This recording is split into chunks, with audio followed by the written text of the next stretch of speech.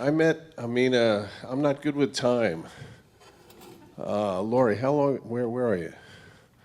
Lori, how long ago? When did we meet Amina? 10 years ago, something like that. We went up. She had known my work with Dave Valentine, and we got together at her place in Harlem. She lives in Harlem by way of Azerbaijan. All right, thank you, I got it. And we had a great night and we hit it off. And but I've always admired her work.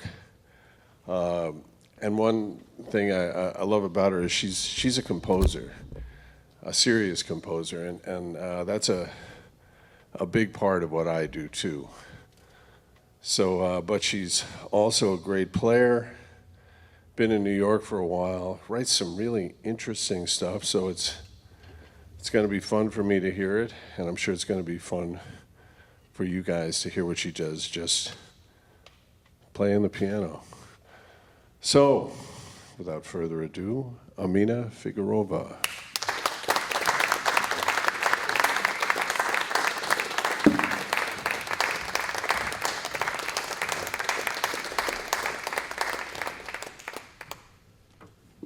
Thank you, Bill.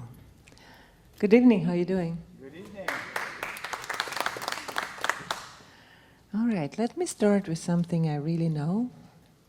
Since I don't know this piano, I think I should play a song that I know really well, right? Okay. And then I'll play songs that I don't know at all. Maybe you can help me.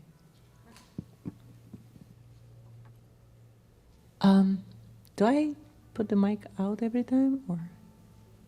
No, okay.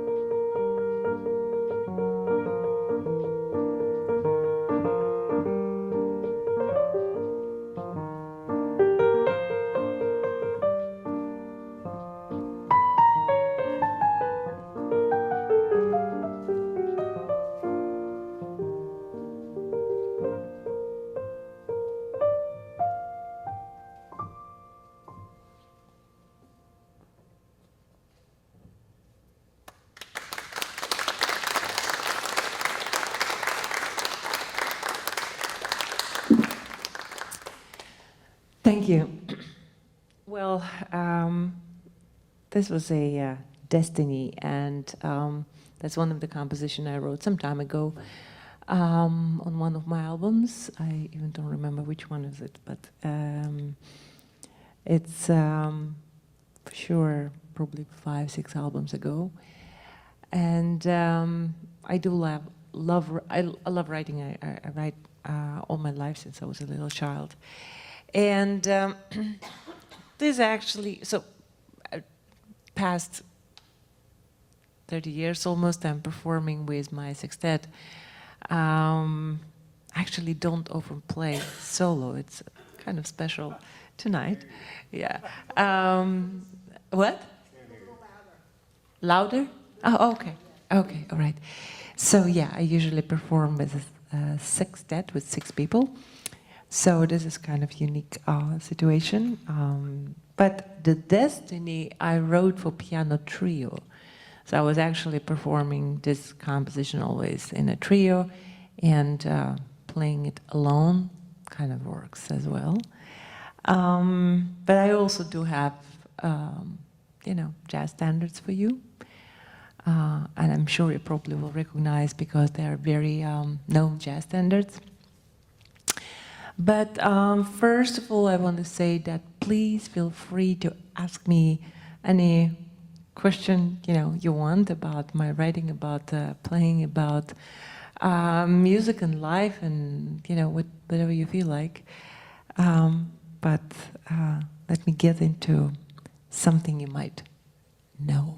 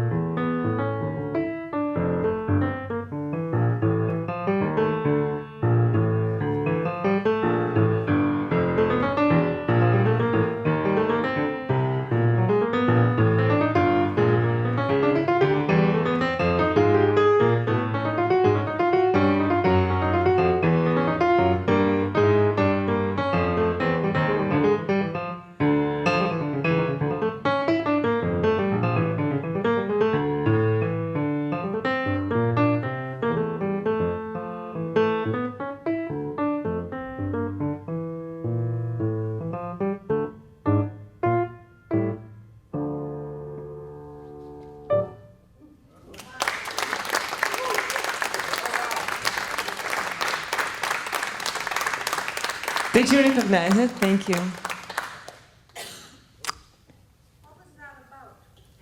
So the song called Beautiful Love, I know it sounded very desperate actually. It sounded more like, my darling, I think I lost you. But yes, absolutely. So the melody,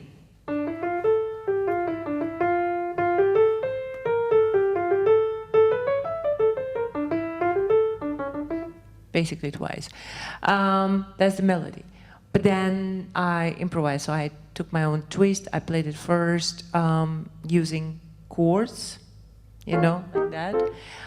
And then I came up with some kind of counter, not exactly the bass line, but counter bass melody. And I wanted to contrast the beautiful love with something else going on in my left hand, some kind of not a very beautiful love was going on in the left hand. And so I found it interesting to, as a composer, whenever I do play solos or whenever I play like piano intros, I always think as a composer, and I think when I probably write music, I think as a player, so it's the same thing to me. But so I kind of Romeo and Juliet, you know, kind of story. When I start playing and I hit the first bass, that's what came to my mind. I want to have a controversial story on another hand. So that's what was going on. So I know Bill O'Connell's playing for many years, way before we met. And that indeed happened through his work with absolutely fantastic flute player that left us some time ago, Dave Valentin. And funny enough, I've been always a fan of jazz flute, Latin flute, and you know, since I was very little, and only later on by accident I met the flute player and we married like a few months later. And then this guy, his name is Bart, who's my husband already for over 30 years. Anyway, when we came to Berklee College of Music, he also studied with Dave. We were going back and forth between Boston and New York. And so, but yeah, I know Dave work well, and I really love when, like, not just the band, but when you can actually hear just Dave and Bill. Is absolutely brilliant. And so one of the compositions they played is Obsession or Obsession. It's, I think, every Latin country claims that it's their own song. Okay, I don't know. It might be from Colombia. It can be from Venezuela. It can be from any other, you know, South American countries. But they all claim that it's their own song. So it's kind of like the South American song. And they played beautifully. You should check it out. And I also often think about Dave Valentin because there was a lot of sadness at the end with addiction, and we kind of seen him, you know, going down the hill. And the last time when we saw him, it was actually in Europe. Myself and my husband, we were still living in Europe because I lived in the Netherlands for 20 years. And so we brought him back to hotel. It was late night, so he was going to bed. We brought him back to hotel. And then he says, okay, see you later. And I was like, later? Do you want us to wait for you? We're going somewhere? He's like, time is irrelevant. And he left. And then a few years later he died, so that was the last thing he told me. They told us, time is irrelevant. So it's always, when I think of him, I think with a gratitude that, you know, such a musician existed, and also with sadness that we never had more chance to communicate. And so the composition that I play together, Bill and Dave Valentin Obsession, that I will try to give my, let's say, tribute to Dave.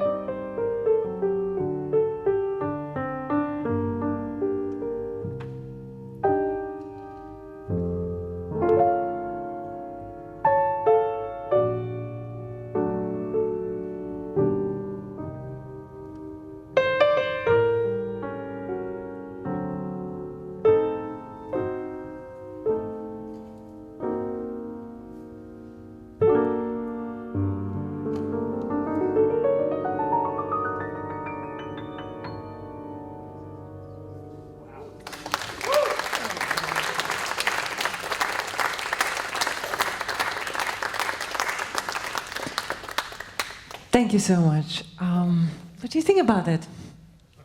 That was great. Thank you. Thank you. Yeah. What? How many genres did you put into that? Well, since many South American countries claim it for its own, I thought about general. Yes, I thought about general with some little hint to flamenco harmonies, but in the beginning, and I don't know why, it just came at the things happening when I play. The thing is that you guys are so important because I get energy from you. I don't come up just with the things. The energy I get from you, that's what I'm playing.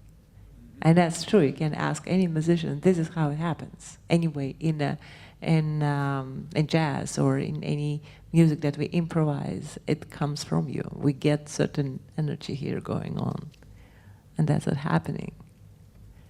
So, do you have any questions? Yes? Not a question, just an observation about how you interpreted that. Like an obsession, it started very sweetly and kind of innocently, and then it really grew in intensity like an obsession would. And then you kind of drifted into that Latin feeling, and then sort of post-exhaustion, it came back to the original sweetness. So it was almost physical in your interpretation, which I thought was just great. Thank you. Thank you. Thank you. It actually started with some melody that I was composing as I was going, and that was just more of the, thinking about Dave, about what I've told you, and then I went into obsession. So yeah, indeed, it's kind of build it, build it, build it. That's right. Somebody else? Has that ever been choreographed? I don't know. That's a good question. I don't know. It's very much possible because it's such a popular composition in South America, so it's possible, but not that I know. Yes? Have you ever mixed classical with jazz? Absolutely, yes. Not in a way taking a piece by Chopin or Bach, and like many jazz musicians do that. Not in that way, but in a way I play, there are often classical elements when I play when I play solo, not when I'm playing with the band, it's different. But then when I'm again playing solo, or introduction, I could go totally in classical elements. And also when I write, depending whether it's just a regular stuff that I write, or for example, I wrote a composition that's about American military base was built in Greenland in 50s, and it was abandoned by American Army. So I've seen pictures of the rusted barrels and beautiful, pristine nature of Greenland. And of course, rusted barrels, rusted structure, it's just, it calls war. And then you have this an amazing, icebergs and the blue water and a red sailing boat, it's like such in contrast. So I wrote a composition about that for my sextet and strings. And it's really like, it's called If Barrels Could Talk. It's actually out. And by the way, that's going to be choreographed because I'm working on that. That's where I use quite a lot of classical elements, totally. But written by me, not using somebody else's classical music. Can I show it? I will definitely do something like this in one of the things that I would be playing.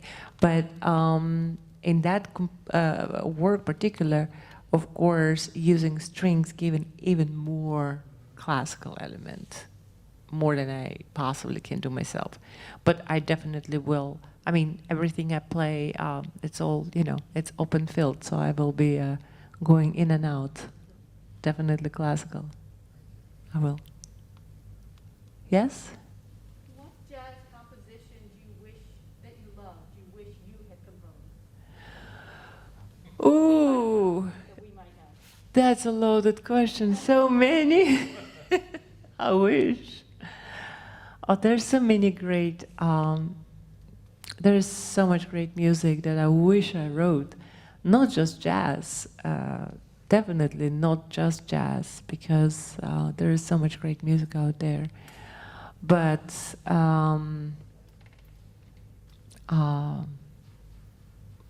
so many compositions by Ellington I love. My one and only love. I even can't start, you know, thinking about a list because it will be endless, because everything is like, oh, you know. But yeah, I'll play later my one and only love. That's one of the compositions that I feel like, oh, I wish I could write that. Yes. So I want to play something for you, something you might know, something you definitely know, something you people living in Long Island, you should know. So I will start and I see if you recognize.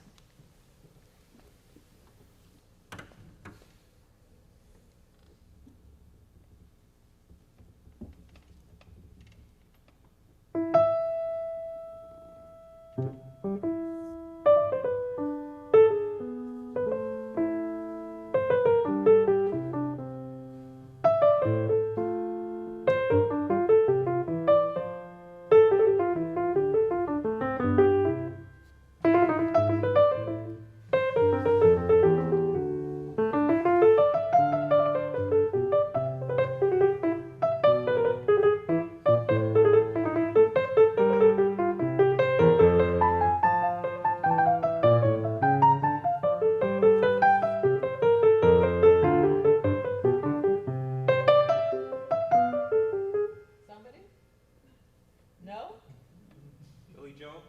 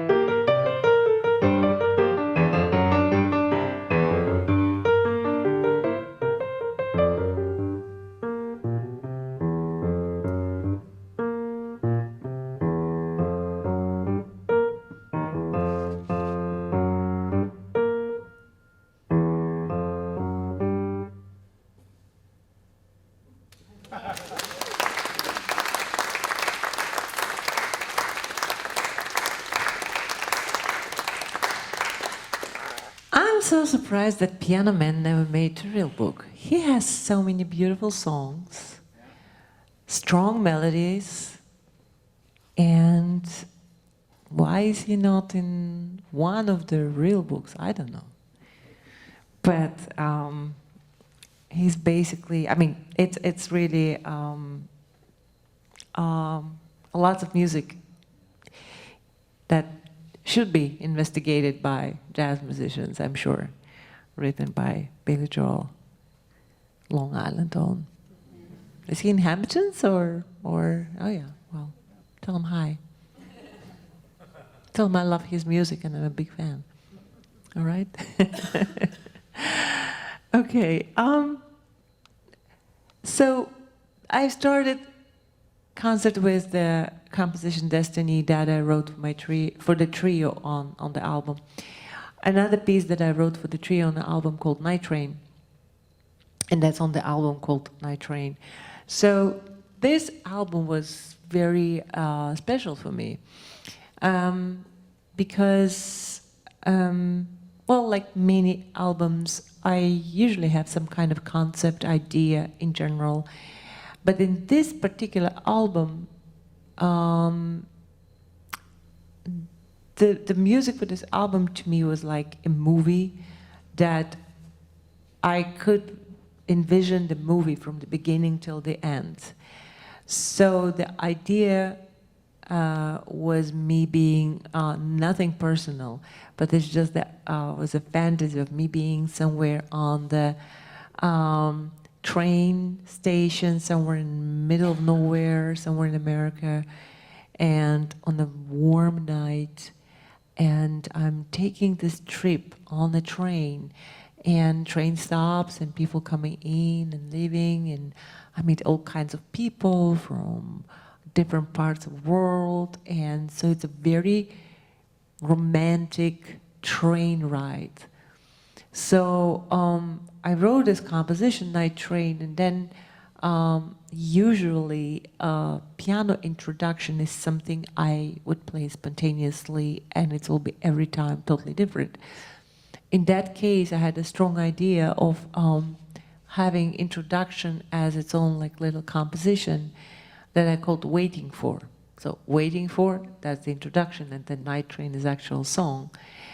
And when we were recording in the studio, I didn't like any take, and I felt that for that particular track, I need to be in a concert hall. So at the time, we were living in Europe, in the Netherlands, so we went to, for one song I was demanding, so one song should be recorded somewhere else, to a big concert hall. We usually symphony plays, and they knew me, so I could just have the place. And so the sound engineer and my husband, they were sitting in a other room, and I was just on stage by myself playing the intro. And I played this introduction over and over and over again, and I played another introduction, and then I played Night Train by myself without trio, then I played with the trio, then I played again by myself, another one and another one, and they kept on recording everything. And then when we listened back, I thought like, oh my God, those are the train stops. So I, you know, like in the world of classical music, there's a genre or form actually called variations. So you have a melody and a composer writes those variations. So it became like a variation on the theme. And so once it was, I mean, the melodies in minor, and then once it's in major, and then once it's in 3, and then once it's very busy. So it's really depending on train stops, and this person walks in, or this person walks in, or I see this and that. So it's all like different elements that I want to show you now. And funny that we came also with another idea is right from the beginning of the album, when you hear the introduction, you hear the train. It was such a fun project, actually, because I was listening to the train library. I had no idea there's a train library, and there's an American trains library. There's every world part has on, anyway. So, and then I recorded, I had a friend who helped me, and she recorded the voice, the announcing of the train that says, and then you hear the bell, ding, ding, ding, ding, ding, ding, ding, ding, ding. The 8:05, I think, or 8:15, I think, train to denial leaves from from a second track or something. Anyway, that's a train to denial, and very much at the end there's an epilogue, and I still play the same, but other variation, and then you hear train, ding, ding, ding, ding, ding, and you hear leaving. So that's a very conceptual album. But anyway, so let me show you, let me first play the full Waiting for Night Train, and then after I will show you some other elements of it.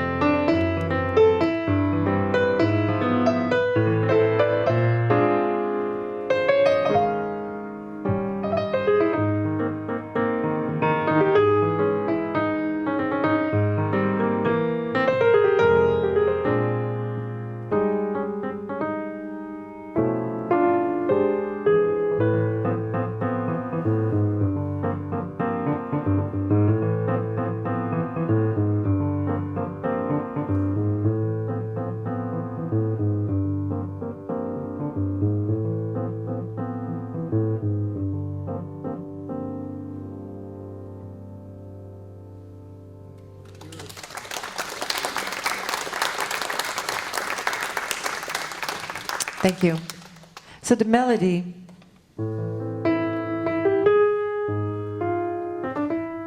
so the one I played for you. One of the train stops, I make it sound very busy. I think I thought of lots of people getting on the train.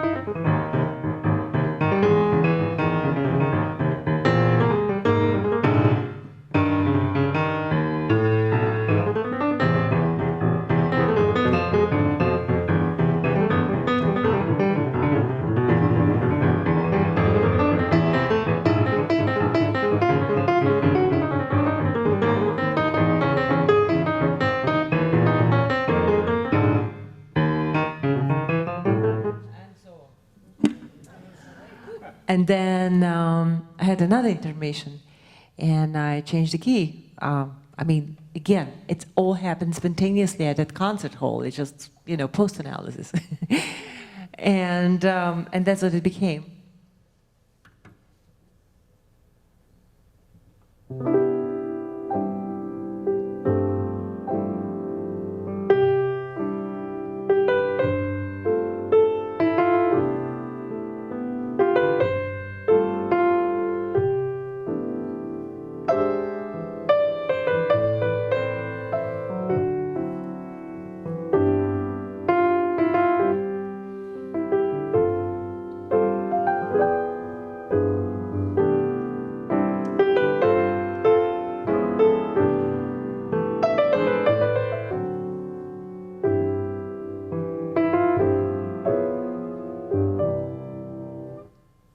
So that's a very different, it's like major and open. And then I had another type of introduction. I think it was more of, how to say, well, just a very different atmosphere.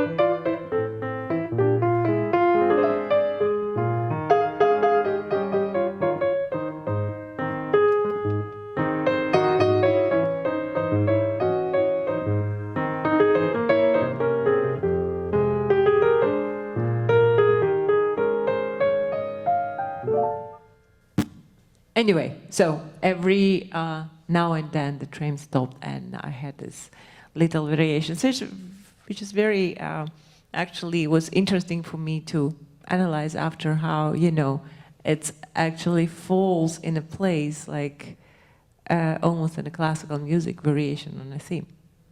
And actually, if you think about, classical musicians were coming together in French saloons in Paris and improvising. So it's kind of made sense to me. Any questions? Yes, please? When I was about 25, I asked my mother, why is it your children don't play a musical instrument when I know you had piano lessons as a girl? And she said, because you never asked. And I'm wondering, did you ask or did you come from a very musical family? No, I didn't ask. No, we had a piano. My entire family, including unborn children, are doctors, but they're all very musical. We have a couple of non-doctors, but it's that was my father. Everybody's a doctor, but we had a piano. But my family is very musical. It's crazy. My grandmother, she was a pediatrician, but she played 7 instruments. My uncle was general practitioner. Actually, he worked in a ministry, but he played few instruments and he sang, and my other uncle, it was just incredible. So we had a piano, but music was definitely in the genes. And I believe, I know that I started walking and talking really early, like very early. Girls start early, but I was early. And so, and I apparently walked to the piano, and just my mother told me that you don't do that, you just put finger by finger, that's all. I started figuring out it by myself. That was my favorite toy. And by 2 years old, I was already picking up all the melodies on the radio and TV. And I came up with my own melodies, like my own compositions, when I was 3 years old. So I always say I didn't choose the instrument chose me. And I mean, that was my favorite toy. And then my mother, she was a psychiatrist, and she saw that this is not a very normal thing for a child. So to encourage me, and she didn't want to push me. She was not one of those parents like, oh, we're gonna, make you famous. No, she took it easy, but she bought right away a grand piano, actually sized like that. So I always had to have this grand piano open because all the toys were sitting like right here. That was my audience. Because I figured when I was very little, I also watching, it's former Soviet Union, we have lots of great classical concerts actually on TV, and I seen my parents took me to concerts since I was like tiny. And so I wanted to have audience. I totally, like when my grandparents came, they had to sit down and listen to me because I wanted audience, they had applause and all of that. And so, and I had toys like, all of them were here, and I was always, performing for them. And then I started with coming up with the songs in the colors, and I had no idea what synesthesia is. I actually came, to that conclusion later. But apparently, when what synesthesia is, right? When you pair two senses, like a color and a music. For me, for some people, it can be a number. I know people. Somebody wrote that they had such a big trouble in New York City because the combination of the colors and the numbers they have in their head didn't match with the subway. So, and it just stayed there for me, just C's, white, D's, yellow, and it's never changed. E, orange, I mean, the way I was 3 years old and now it's nothing, nothing is different. Blue, green, brown, gray, and black to white, and the black keys are the combinations of that.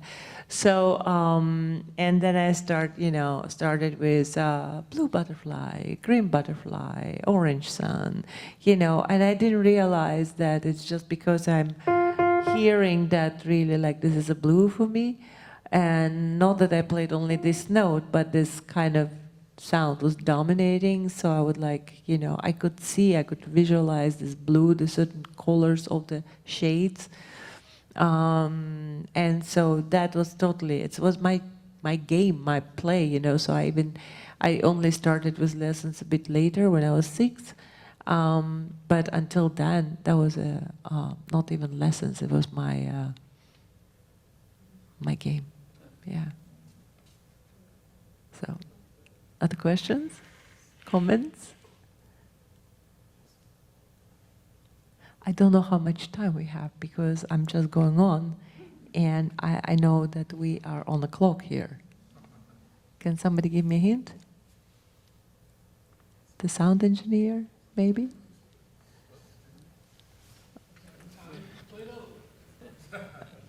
So I know I have enough time. Time right now is 7:20. 7:20. Okay. So I have time for 1, 2 songs, something like that? Yep. Okay. All right. Okay. Okay. So my latest album called Joy, I recorded it a couple of years ago. Well, yeah, it's actually a year ago. And this album was all about joy because I know that in the difficult years we had behind us. Many people got sad, depressed. There was enough to be depressed of, like we lost all the gigs, all the concerts, and you know, we couldn't travel. Some people lost loved ones. I mean, everybody has its own story. And somehow I felt very, you know, no matter what happened, I felt like stupidly enthusiastic, knowing that it's all gonna be all right.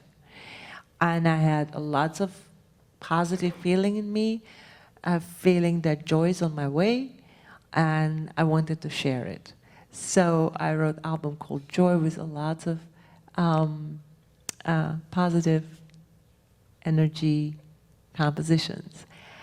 And since I spent time in New York, but also in New Orleans, it was a summer when I wrote the song.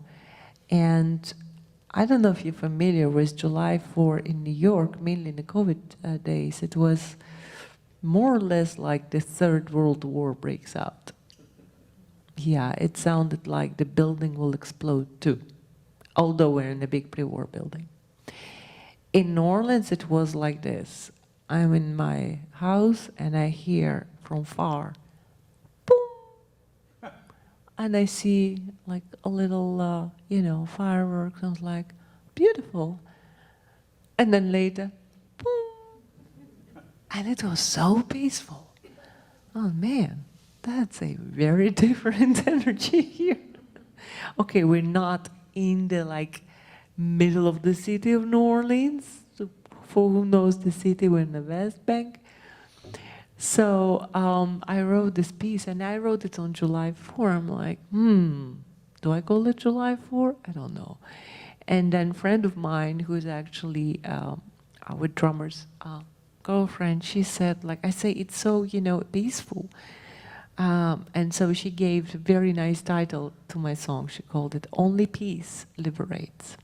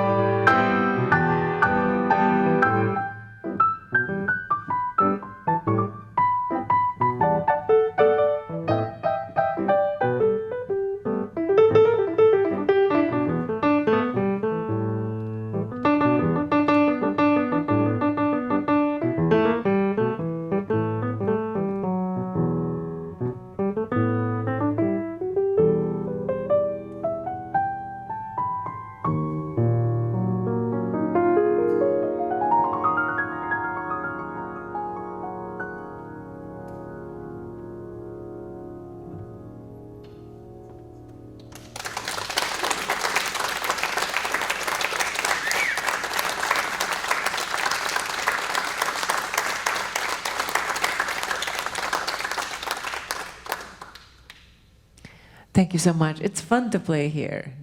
Really, thank you for inviting me, Bill. Thank you for having me, and thank you for coming out. Yes. Have you ever appeared at Shanghai Jazz in Madison, New Jersey? Shanghai Jazz. I played there some time ago, but I don't. I have another appearance in New Jersey, but not in Shanghai Jazz this time. I'm with my sextet at the Chicken Bone Jazz Festival in Atlantic Beach on Atlantic City on 17th this month, August 17th, yes. But not in Shanghai Jazz, not this time. Some other questions? I don't see. No? No? All right, I guess I'll play one more piece for you. And that's another composition that comes actually not from jazz standard. It's a Italian song that made to Hall of Fame, and it's called Estate.